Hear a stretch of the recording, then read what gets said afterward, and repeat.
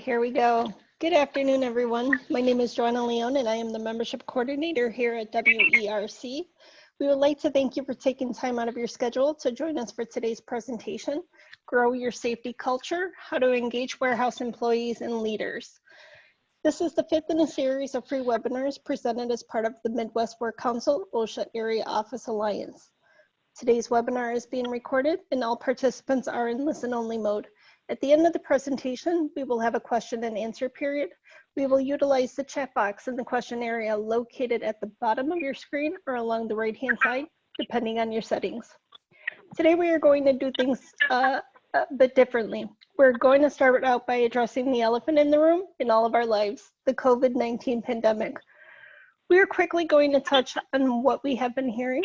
Our speakers will stress a few safety tips and procedures, answer some commonly asked questions.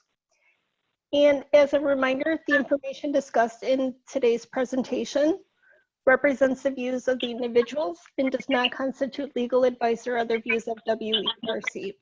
You should consult with your organization's leadership and legal counsel as needed for your specific situations.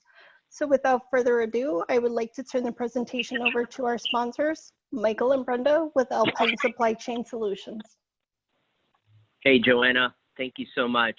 Michael Wohlwend here, and this is our second series. We have a third OSHA 2 months from today, and we'll talk about that at the end. But I am privileged and honored to be with Brenda Stoltz today. Brenda has got a huge warehousing background and is very passionate about HR and safety. So while we couldn't pick the timing, the topic is very relevant given the current situation. So for those of you that don't know me, past president of WERC, reside in St. Charles, Illinois, and a huge fan of WERC. And at this point, I'm going to turn it over to Brenda, and we've got so much to cover. I want to make sure that we get through it all. So Brenda, over to you. Awesome. Hi, everybody. Hope you're having a good day and you're staying safe at home if possible. Brenda Stoltz, so I am the Managing Director with Alpine Supply Chain Solutions, helping lead our HR solutions portion of our consulting business. I have about 8 years of distribution, specific and supply chain background, held both leadership and HR roles within a distribution center for a large retailer.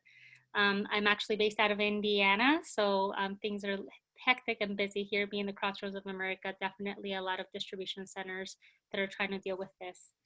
I'm going to talk a little bit about today and what we'll be talking through. The goal is really to learn more about engaging your employees to not only follow, but really actively participate, co-create, and spread safety through your warehouse, right? Now, as Michael said, I think the timing couldn't be more right given the situation that we're all facing with COVID-19. So there was a webinar that happened last week where several leaders from a couple of different companies just talked about how they're responding to COVID-19, some of the processes and procedures they're putting together. And so we felt that it would be really value added for those of you that didn't get the opportunity to listen, to hear some of the highlights, and maybe for those of you kind of remind yourselves of what was discussed. The webinar was recorded and is available, so you guys can also listen to that after the fact if you're interested. After we walk through that, we'll then go to our planned topic and we'll talk a little bit about engagement, about awareness, and how do we move from awareness to commitment when it comes to safety and spreading that through your warehouse. We'll discuss some techniques to gain support and interest in your safety within your warehouse, and then some routines that will kind of help safety really become everyone's top priority. With that, we'll kick it off again with the COVID-19. And again, this is pre-recorded and it is available at the WERC website if you guys want to go back and listen to it.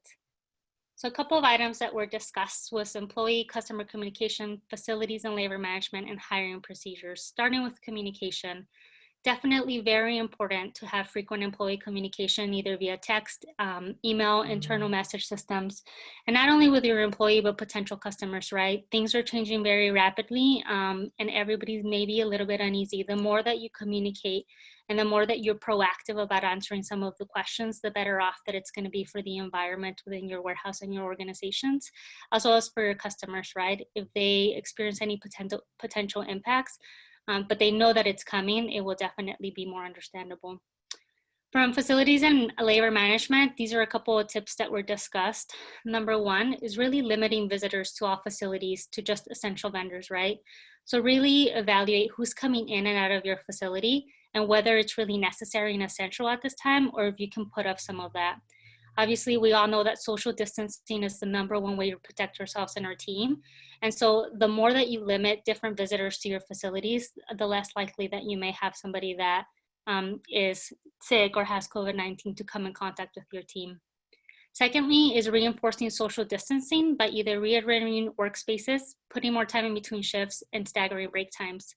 So obviously there are some of us that don't have the option to work from home, right? So if you do have to have a large workforce together, how do you really think differently? And where possible, you really try to create that 6-foot distance between workers, and you try to limit large congregation of people in one place, right? So if you think about shifts, if you extend that shift window 15 or 30 minutes just to allow more people to come in and out of your facility and kind of minimize the areas like the lobbies, the break rooms where people congregate, the better off you're gonna be, right? And it'll also give you the ability to clean before and after breaks, which we'll discuss in the next slide.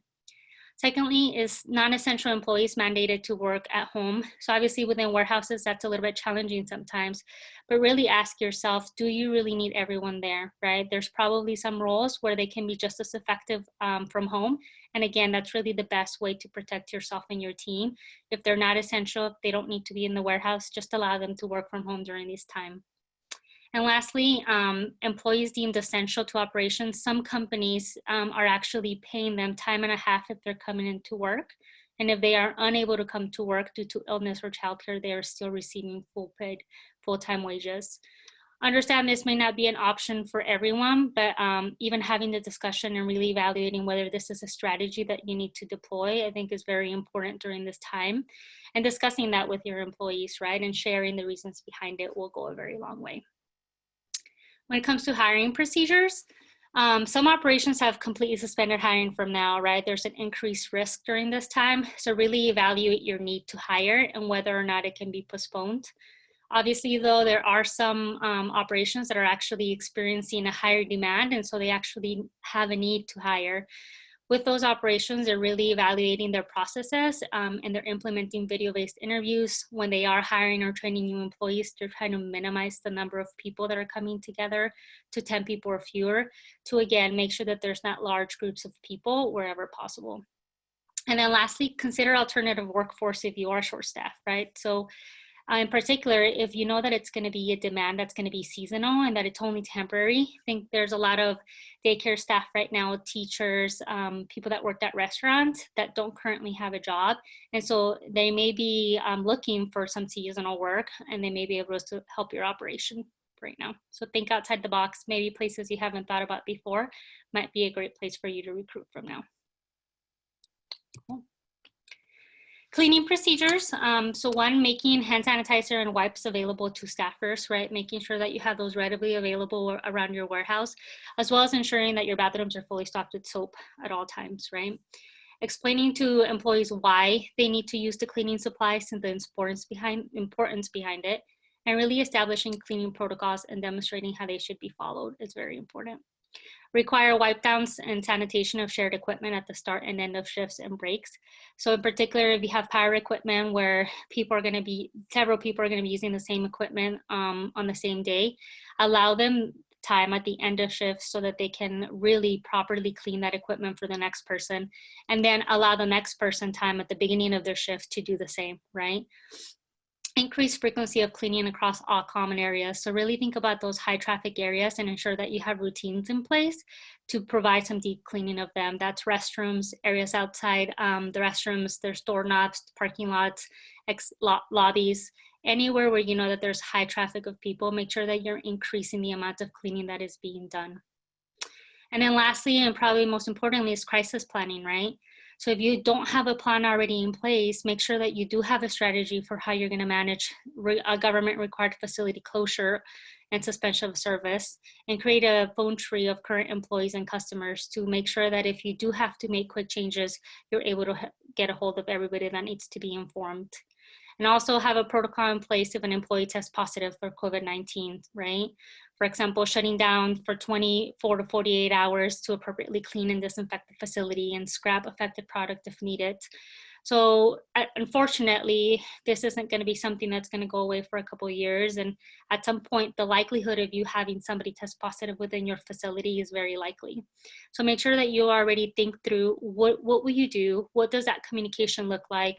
Who's responsible for that communication, so that when it does come time to it, you can quickly execute those steps as opposed to trying to figure out what steps should be followed. Hey, Brenda, thank you so much for taking a few minutes here. And we've had a bunch of people that have joined. So just real quickly, we're taking the first 10 minutes to discuss WERC is running a COVID-19 live call for leaders. It takes place at 2 p.m. Central, and some of these topics have been brought up. So WERC had asked us to take a few minutes to just talk about some of the key things that are being brought up on these daily calls. You can absolutely register at werc.org today. Space is limited, but there is a COVID-19 leadership call every day at 2 p.m. Central. So right now, Brenda's just taking a few minutes to talk about some of the key items that have been brought up on these calls, and we're sharing the and we're sharing that with the rest of the crew, and then we'll jump into our normally scheduled webinar, Spreading Safety. So last COVID-19 here for you, Brenda. Awesome, thanks, Michael.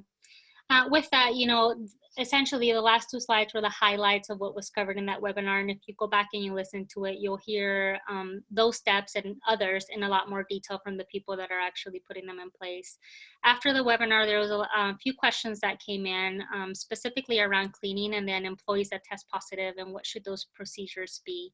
And so we'll make sure that you guys have this available after the call, but these two are links that are very beneficial, and you can actually go, and the first one is the CDC, clean and disinfect your facility. And so when you talk about, hey, you're saying increase the amount of cleaning that you're doing in your high traffic area, like what should I be cleaning it with?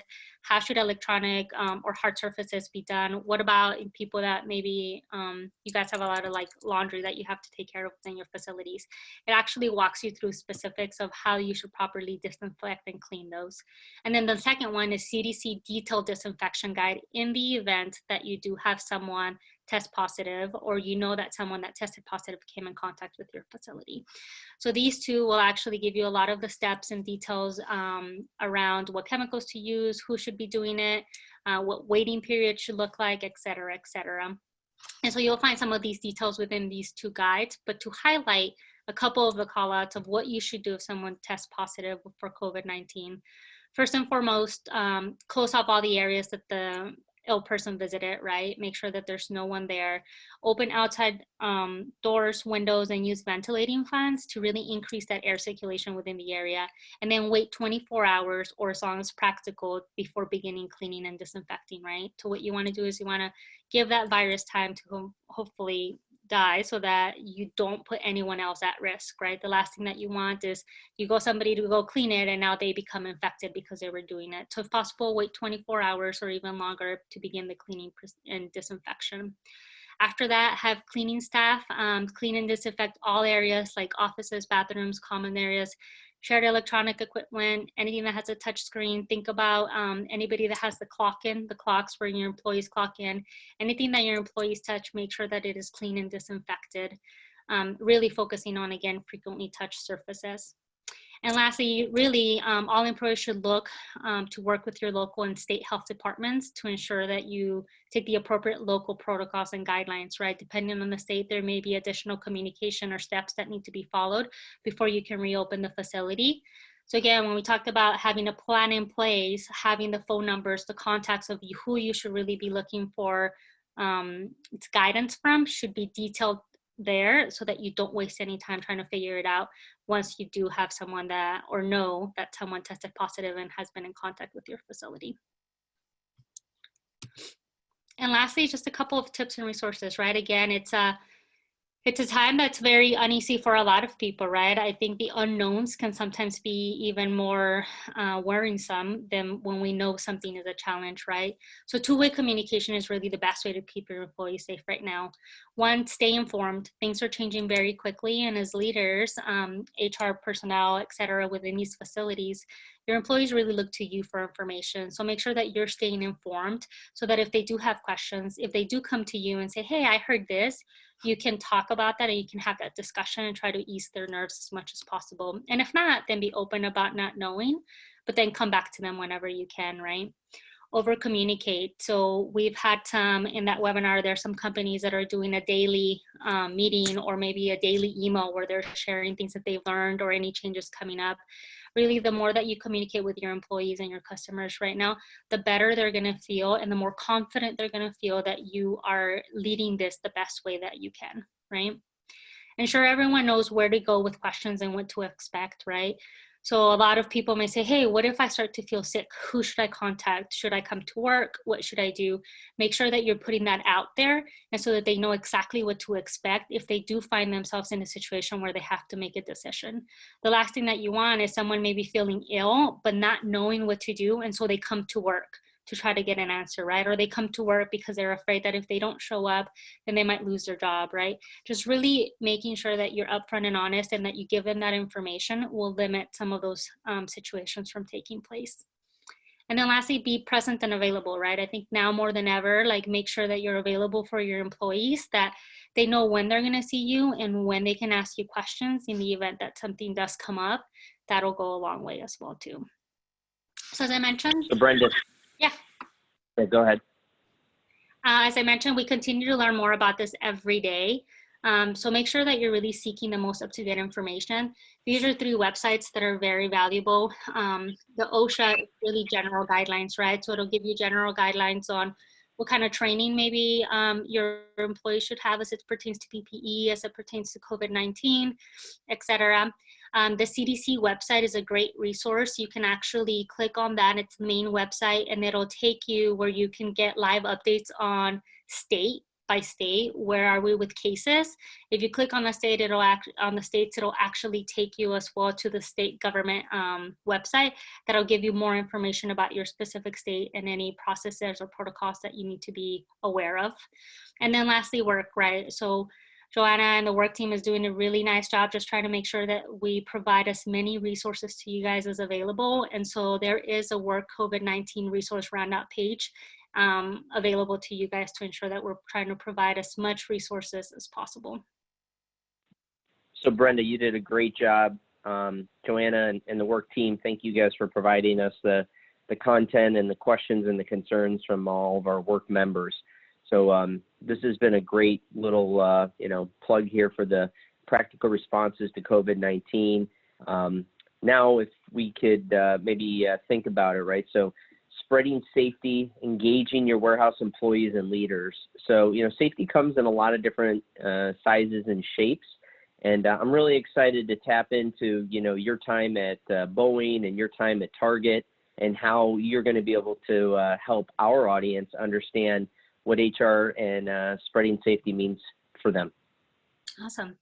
Yeah, guys, so we'll kind of transition to what we regularly had planned to cover today. If you guys have any questions on the COVID-19 though, again, feel free to reach out either during or after this webinar, and we'll try to get those resources and questions answered for you guys. All right, so spreading safety, first and foremost, right, it starts with an engaged team, right? And I think if you're on this call, you probably already know this, and you're probably really aware of the positive impacts that an engaged team has on your work environment. But there's several studies out there, right, that show that disengaged workers have 37% higher absenteeism, 49% more accidents, and 60% more errors and defects, right? So if nothing else, I hope you guys walk away with that from this presentation.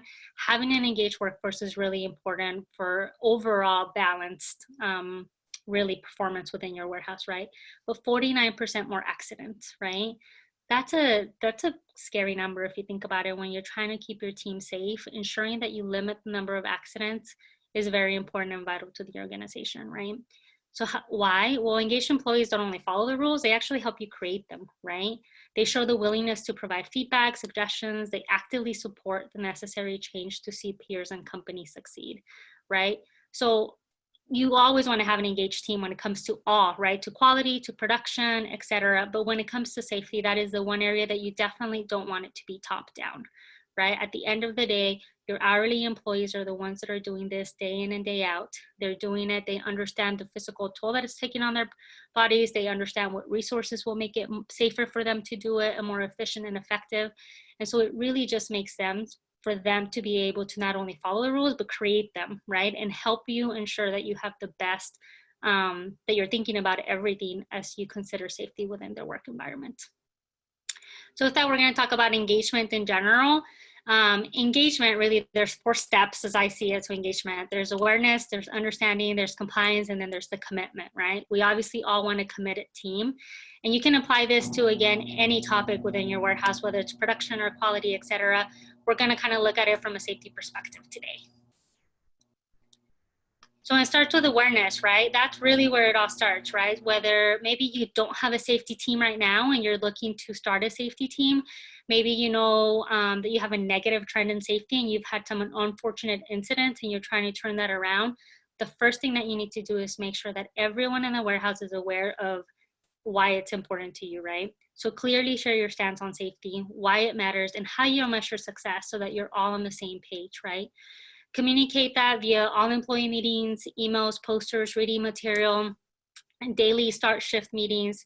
Really, the more that they hear about safety and what you're trying to do with it, the better off you're going to be, because right now you're trying to create awareness, right? We're going to pretend like we're in step 1, and you're trying to make sure that everyone understands and is aware of safety and why it's a priority for you and for your team, and why it should be a priority for them as well. Other tip is make sure that you choose a location within your warehouse where you're going to routinely share some safety related information, like safety incidents or maybe some tips or changes of processes or procedures. That way your team will start to know and understand, okay, this is where I'm going to get my safety communication, and this is where I can come to if I have any questions, right? Make it a priority by making it about them, right? When it comes to safety, at the end of the day, we all care about safety because it means that everybody gets to go home in the same way that it came into work today, right? So don't make it about a metric, right? Even though, yes, there's, you know, recordables and non-recordables and things that as leaders, you have to be aware of. You really have to make sure that you're tying it to your leaders and your hourly employees, to them, and make it personal, right? So really think about, I work safe for, right? What do you work safe for? Is it to go back to your family in the same way that you came in today? Is it because you have, you know, 2 crazy toddlers like myself at home and you want to make sure that you're there to see them grow up? Really make it more about the work, more than the work environment, and about why it matters to you, right? That'll help everybody really start to think about why it's important to stay safe, not only for themselves, but their peers as well. And then be committed to do whatever it takes to keep your team safe, right? Even if that means stopping production. So I think at times our teams tend to feel like, well, the bottom line is the only thing that matters. And even though you're talking about safety, you really just care about the bottom line. Make sure that you're committed to doing whatever it takes for them to understand that that's not the case, and safety is your number 1 priority, right? It does send a message to the team, and they will see that, and it'll have ripple effects across the whole entire team if they see that you're willing to sacrifice the bottom line or time or other things to ensure that safety is the number 1 thing within your organization. And lastly is recognition, right? At the end of the day, hey, what I get recognized for is I know what my boss cares about. So ensuring that you recognize both the safety efforts and not just the results, because at the end of the day, what we really want to drive is safe behaviors. Incidents will happen, unfortunately, and do not focus on that. Instead, focus on your team following the safety protocols and behaviors, and recognize that. Eventually, that'll lead to great exceptional safety results. And then make it fun, right? Come up with slogans or something. I had a coworker that created a My Space, My Safety slogan that definitely drove a lot of engagement throughout our warehouse, right? And it helped tie to individuals or employees what it meant, right? It's my space. That means I need to keep it clear of clutter. That means that if there's a safety hazard, I need to report it. It's my space, it's my safety, and I'm responsible for it. Hey, Brenda. Mm-hmm. This is a great question that we just got from one of our attendees today. What about using 3PL workforces, right? If an organization doesn't have on-site staff, but instead uses 3PLs, how do you maintain a safe workforce operation, right, from that perspective? You know, I think from that perspective is ensuring that from a leadership standpoint, you guys are on the same page, right? And so if you're using a 3PL workforce, even though that workforce isn't necessarily your direct employee, at the end of the day, you own managing that relationship, right? And so you need to make sure that you and the 3PL are on the same page so that they're making safety a priority as well, right? If they're not, then that's something that you need to take in consideration and have those conversations to make sure that you're both on the same page. So how do you accomplish the same thing, but do it by not directly working with the workforce, but instead work with the leadership of that workforce? Fantastic. Thanks, Brenda. Keep going. Awesome. Right, so now we've gotten through the awareness stage, right? Everyone knows safety is your number one priority. Now, how do you educate them, right? What does that really mean, right? Explain the reason behind safety processes and procedures, right? So don't just say, hey, you need to not use electronics while you're on the warehouse floor. Instead, explain why they can't use electronics. Explain the hazard and the risk behind it. And again, tie it back to that personal reason as opposed to just focusing on, hey, this is a rule that you have to follow, right? Again, we're all going to follow rules, but at the end of the day, if I understand and believe in the rule, I'm definitely a lot more likely to follow it, even if you're not watching me, correct? Share safety incidents and learnings, right? So this is a huge education piece. Unfortunately, again, the incidents will happen within your warehouse, but really taking the time to pause and learn from those incidents and sharing and educating the rest of your workforce to try to avoid that incident from happening again is very important. Provide different venues and platforms for employee feedback or concern, right? So you want to make sure that education goes both ways, and you're not only educating your workforce on what potential safety hazards are, but you want them to tell you as well too, right? So make sure that you're creating platforms and venues, whether it's, hey, we have open discussions on this day, or go to your leader, go to the safety leader if you have a question, or here's a box where you can anonymously drop off a note. You just want to make sure that your employees really understand if they feel concerned or they feel like they're being put at risk in any way, shape, or form, they're able to tell you and they know how to provide you that feedback so that, again, you can take care of that concern, right? Our concern isn't who's bringing it up or why. Instead is, if there is a safety hazard, let's make sure that we identify it and do our best to remove it as quickly as possible. And then lastly, update the team on a routine basis, right? So again, incident investigations, emergency response team and safety team, any safety achievements, project planning on upcoming changes, and then any safety messages during the beginning of work huddles or meetings. All of that kind of helps educate your team on, hey, not only is safety a priority, but this is why, and this is what we're going to do as a team to ensure that we keep each other safe. Compliance, right? So we've got the awareness, we've got an understanding of why it's important. Now you have to make sure that safety is everyone's responsibility, right? And there are some portions of it that are just going to be compliance, right? At the end of the day, we all have to follow these rules, and making sure that they are aware of them will go a long way too.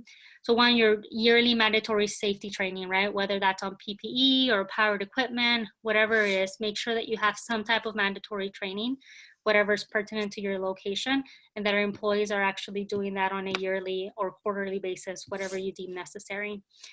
Complete pre-inspection checklist, right? So if you're using powered equipment, it's really your responsibility to make sure that the equipment is in working condition before you get on it and the incident happens, right? So put that responsibility on that employee to make sure that they're completing a pre-inspection checklist, and that before they use any type of equipment, they're sure that it's working and functioning properly.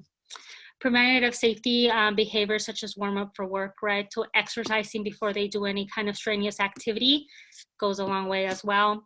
Reporting any unsafe behavior, that's everyone's responsibility. Following all safety rules and guidelines, and then safety incident reviews, right? If an incident does happen, it's our responsibility to make sure that we take the time to slow down and figure out what's the root cause of that and how do we prevent it in the future.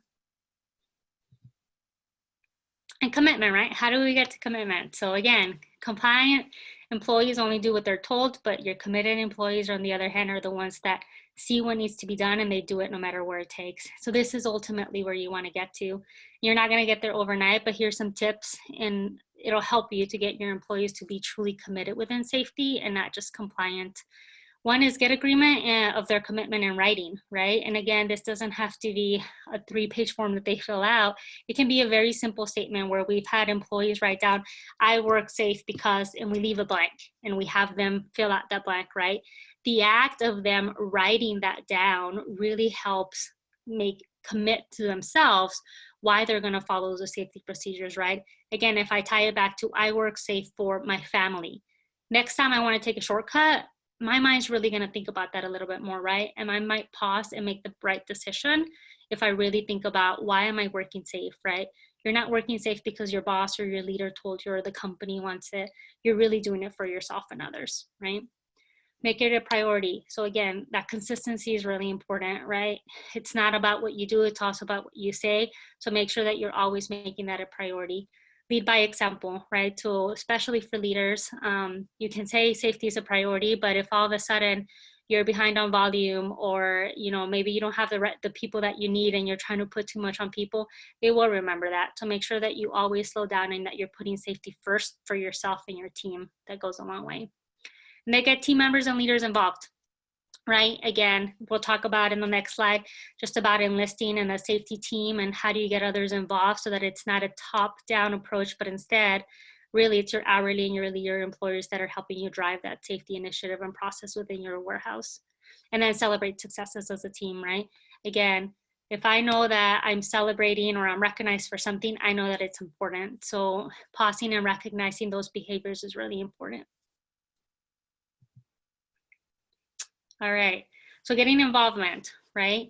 Really enlisting safety ambassadors in your warehouse. So creating a safety team that's led by both hourly and hourly employees and leaders is a very effective way to do this. And at least in my experience, the more that you create a formal committee and they feel that they have the platform to help you create these safety rules and regulations within your warehouse, the more that they will help you really spread it to all of their peers alike, right? So this committee should be led by both hourly employees and leaders. Try to really have hourly representation for all your shifts and departments and ethnicity as well, particularly if you have language barriers. So depending on where you are in the country, right? For example, here in Indianapolis, sometimes we have some language barriers or cultural barriers. So ensuring that we have full representation is very important. So that they really, one, help us translate that message to their peers, but two, they also give you feedback on why it is that maybe they're doing certain things that shouldn't be happening, or a better way to really communicate some safety standards for their population. 3, make it voluntary. So it's very important to have that hourly representation across all shifts and departments, but you don't want to force someone into a safety committee, right? At the end of the day, you want people that are going to be passionate about it and they're going to help you with it.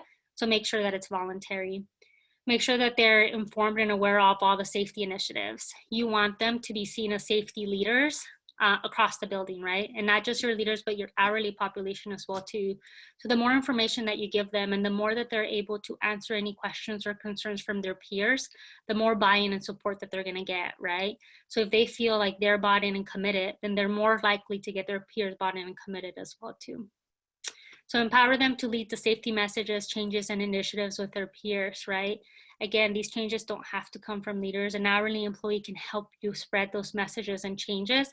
And if I'm an hourly employee and I see that you're doing the same job that I'm doing every single day, and this change that we're doing, although it's great that it's for a safety reason, it's actually gonna make my job harder, right? If I know you're doing that job alongside with me every day, I'm gonna go ahead and understand and probably buy into that change a lot quicker because I know that there's a good reason for it and that you understand the challenges that come across with it.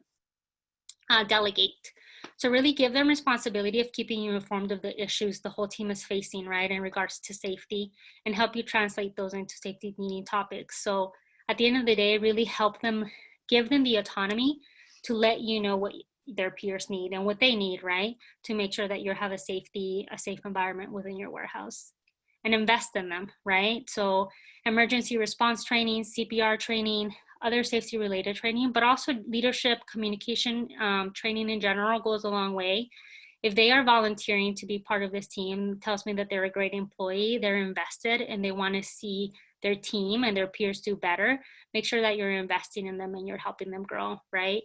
leverage their involvement to really help grow and develop and potentially promotional opportunities, right? People that are part of the safety team for both hourly and leaders, I've seen them get a lot of development and growth through these opportunities, and they're actually able to get maybe that position that they've been wanting for a couple of years. And their peers will see that as well too, right? And it'll drive some buy-in and motivation to be part of that committee. Hey, Brenda, I Mhm. absolutely love the enlist safety ambassadors. Obviously, it's pretty easy to create a team led by leaders, but what happens if you don't get a good representation of volunteers across shifts and departments? What do we do then?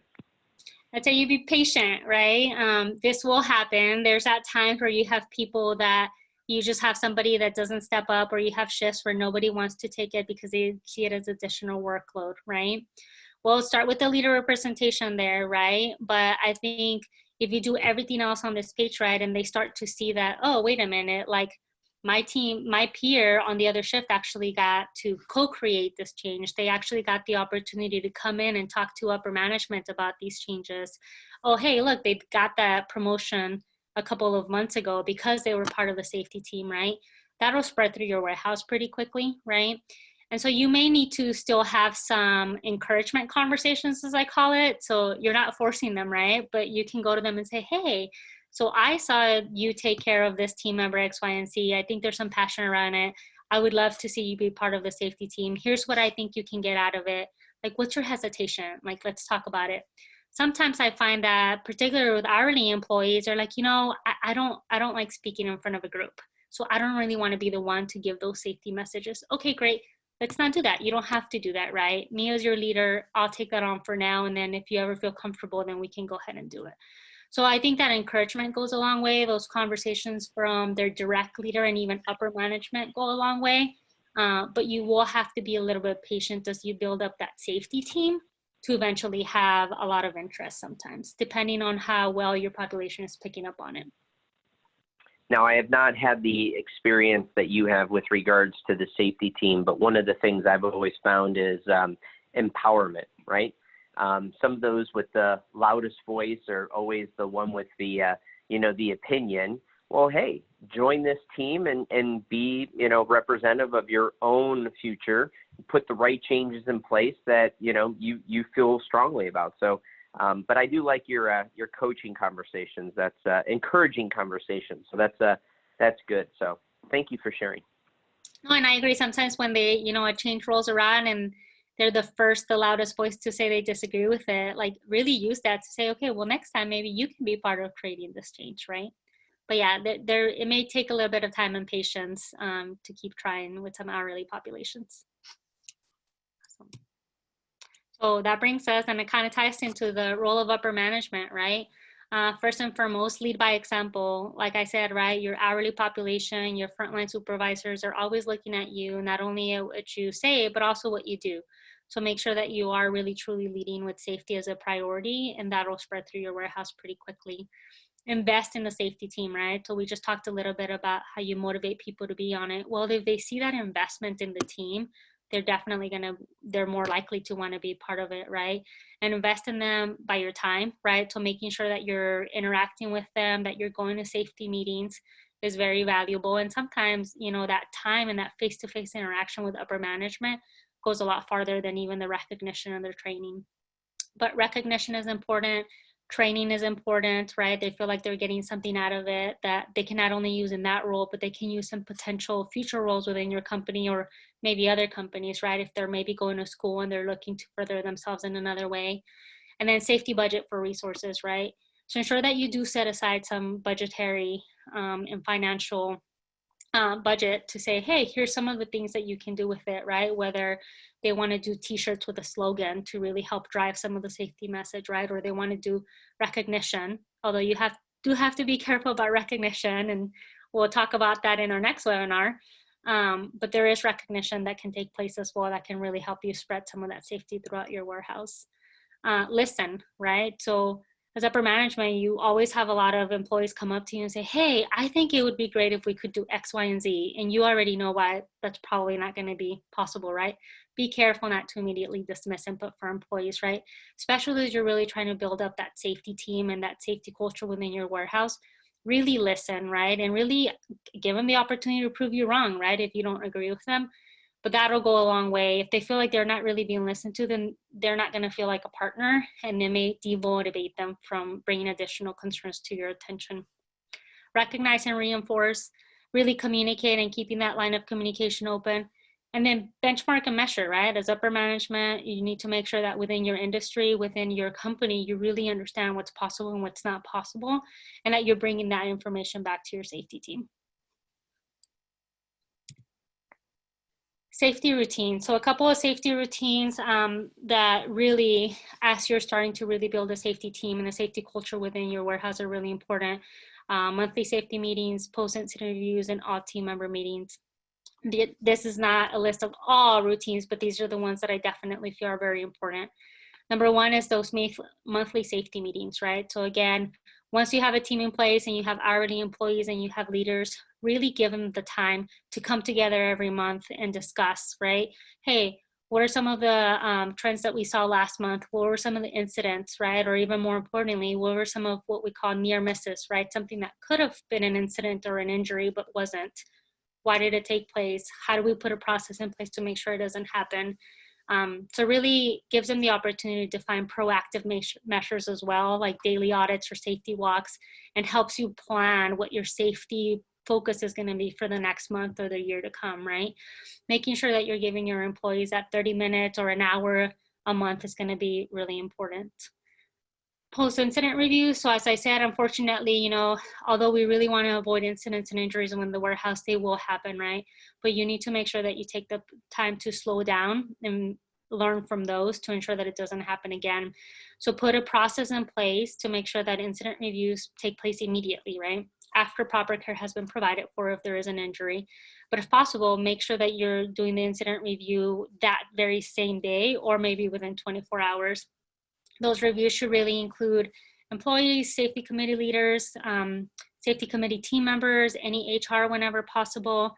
And really, ground rules, it's really to focus on the facts, right? Don't jump to conclusions, and we should really focus on identifying and correcting root causes, not finding fault or blame, right? A lot of times in these post-incidents, in particular, the team member that's involved, at first, they're going to be very hesitant to even really share what happened, right? Because they feel like they're going to be blamed, or maybe there's going to be some negative consequences.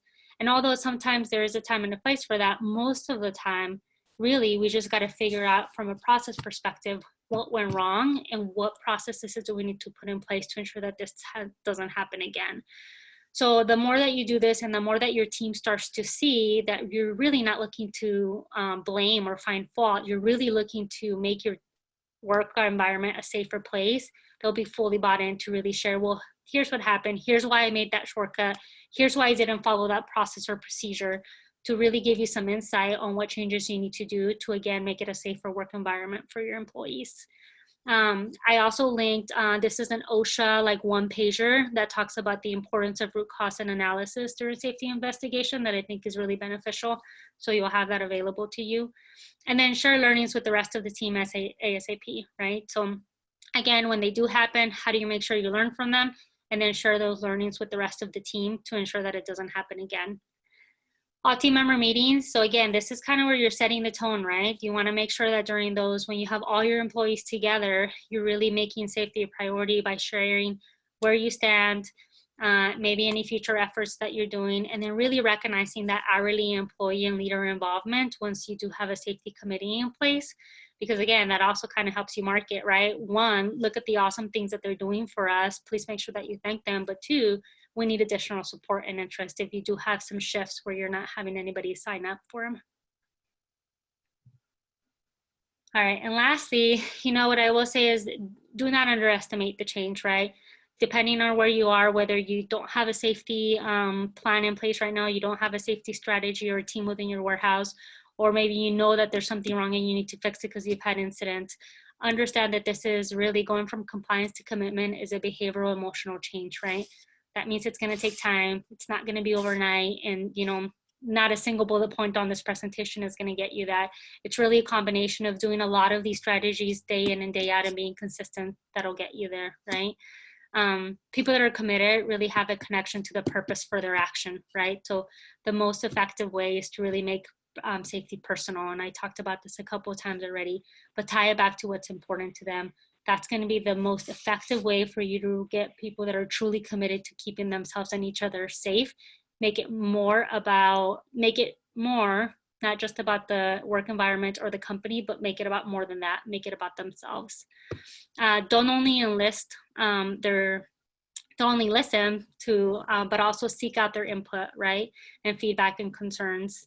Deliver on commitment and promises, right? So as you have those new safety committee members, whether they're hourly employees or maybe it's a leader that's really motivated and they want to do a lot of things, make sure that you're really listening to them, that you're following through commitments, and that when you can't do something that they really want to do, you circle back and you let them know why, right? Them feeling that support from them builds a lot of trust, and they can continue to have a momentum and continue to spread safety throughout your warehouse. And again, lastly, is consistency from upper management about caring for people is really key, right? How do you make sure that in everything that you do, you're consistent about that message? Awesome. Brenda, you've done a wonderful, wonderful job. Why don't you take a moment to take a breath there? I know that was a lot of content and a lot of time. For those that you are online, you can either use the Q&A or the chat. And we've got a couple of questions that have come in. So one of the questions was regarding the first portion, talking about the COVID-19. The question says, regarding warehouses and supply chain and working at home. So many management people can work effectively from home. Can you please talk about the value of those still coming into the office to support the ones that must be at the warehouse? Managers showing we are not putting hands-on workers at a risk we are not willing to take ourselves. So I don't know if you've got a thought or a perspective on that side of it, the management side. Yeah, you know, I think again, depending on the role, I agree. If you are a manager and a leader where you have direct employees, probably goes a long way for you to be there as well, right? As a leader, I'm a believer. I'm never going to ask you something that I'm not willing to do myself, right? Now, given that this is a unprecedented time, right? None of us have been through this, right? And at the end of the day, we don't know everybody's personal situation, right? So that manager might have an underlying condition that puts them at higher risk than other people, et cetera, right? So I think in those cases, it really is one-by-one cases, and you really do need to sit down and analyze not only what does that person do and are they essential to the workforce. So you being able to answer questions and concerns from your team, in my mind, is essential, right? So if you're a frontline supervisor, even though maybe you could do the planning portion from home, like you really need to be there for your team, right? But I think we also need to evaluate that individual and any potential concerns that they may have personally and have those discussions, right? So at the end of the day, there isn't a straight answer for everything. But what I do believe in is, one, making sure that you're sitting down and analyzing it. And two, I believe in transparency, right? At the end of the day, I think that's where communication, again, goes a very long way. And making sure that you're very open and honest with your employees, I think is going to be very important. Michael, I don't know if you have any additional thoughts on that as well. No, I it is uncharted territory, right? But if you're a manager and you've got direct employees and, they're there, I think, you should be there, not to, practice social distancing, but to let them know that you're there and supporting them. But if you do have underlying health issues, you got to, take care of your health first. So I kind of agree. This is uncharted territory, but a true leader is a true leader. The other question we had is, you had talked a little bit about not making safety a metric. I think, we always walk through and it's, 91 days of safety and, 92 days of safety and this and that. But you had talked about why not make safety a metric. Maybe talk a little bit about that. Yeah, I think the metrics that you really need to be cautious and maybe stay away from, it's like, for example, the number of incidents that we had, right? And again, I believe in the May webinar, we'll talk a little bit about this, but again, your metric is going to drive a behavior, right? Well, if I'm focused as a metric on, I don't want to have any incidents, because if as a shift, we don't have any incidents for 90 days, we're going to get a pizza party, just to use the example that's coming up, then that may really motivate some of your people to not report incidents that are happening, right? So at the end of the day, what you don't want is, you don't want people to feel like if they report a safety hazard or an incident that they have, or et cetera, there's going to be negative consequences to it, right? Instead, what you really want to encourage is, again, safety behaviors, right? Hey, so maybe we're doing an audit on a daily basis, and now that I've done it for a whole week straight, I'm seeing that everybody is following all of our safety protocols at all time. Great. That's a behavior and a metric that I can recognize, right?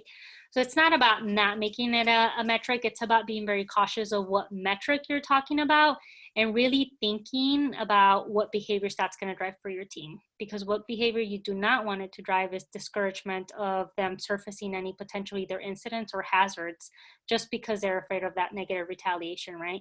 If you're the one person that had the incident and now all of your peers are going to be upset at you because none of us get the pizza party, well, you know what? Maybe I just won't tell anybody because I didn't get hurt, right?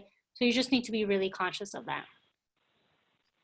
No, that's a great point. And again, we take in questions right now, both on the Q&A and the screen share, which should be at the very bottom of your banner, or maybe on the left-hand side, depending on your view. One other question, you talked about safety walks, and maybe just talk a little bit more, or tell me more about what do you mean by a safety walk?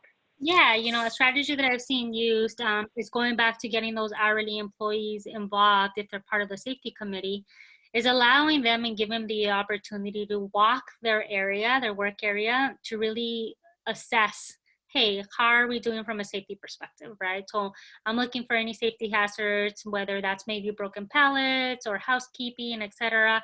I'm also looking at my peers and assessing whether or not they're following all of our safety behaviors, et cetera, et cetera.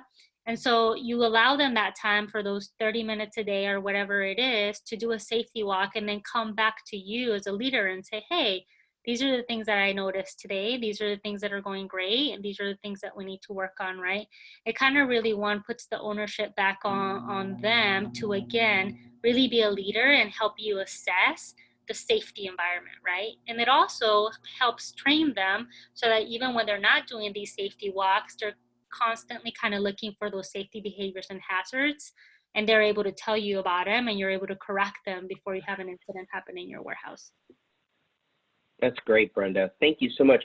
I know that we're coming up on the end of the hour. If you could go to the next slide for me.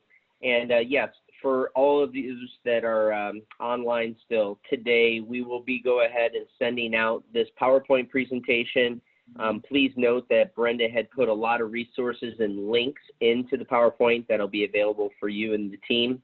As well, we've got free virtual peer-to-peer webinar. The dates, April 1st, April 3rd, April 7th, April 9th. So you guys can absolutely sign up for that. And the COVID-19, we talked a little bit about it at the beginning of the call. Join a live pandemic response call for supply chain leaders. Happens every day at 2 Central Standard Time, so 7 minutes from now. Go ahead and register for that. And for those of you that are staying with us, our next OSHA webinar is May 26th. And it kind of goes to what Brenda was saying. Hey, if you're thinking about celebrating that 1 year of safe operating and planning a pizza party for your team, you might want to hear what OSHA has to say about it. So Camille Oakes, warehouse safety and health expert, will discuss OSHA's position on safety incentive programs and how to determine if underreporting is present in your workplace. We will talk about the successful incentive programs, what to reward, how to motivate people, and 6 best practices for incentivizing safety. So again, on the behalf of the entire WERC organization, Brenda, thank you so much for taking the time. And for all of our attendees today, we know time is your #1 asset. Thanks for investing 55 minutes with us.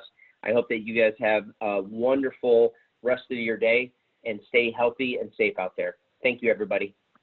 Thank you. Have a great day. Thanks, Joanne.